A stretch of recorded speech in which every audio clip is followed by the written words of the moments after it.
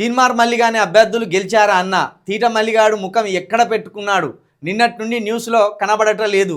ఒకసారి నువ్వు వాని గురించి చెప్పన్నా, నీకన్నా బాగా ఈ ప్రపంచంలో ఎవరు చెప్పరు.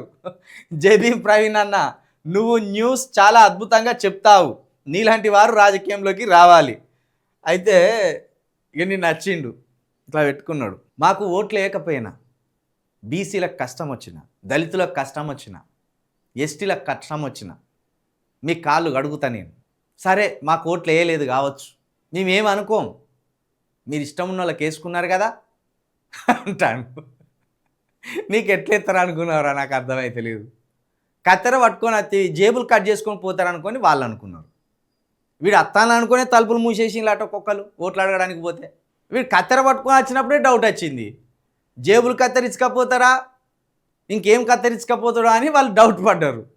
అందుకే ఆ కత్తెరను నీలాగు పెట్టి కట్ చేసిండు వాళ్ళు. కత్తెర పట్టుకొని వస్తావు కత్తెర, నీ దొంగ మొఖం. నిన్ను దొంగ అని ఈజీగా గుర్తుపట్టడు. 4 ఆప్షన్లు ఇస్తే దొంగ ఎవడంటే ఫస్ట్ నీ పేరే చూపెడతారు అలా.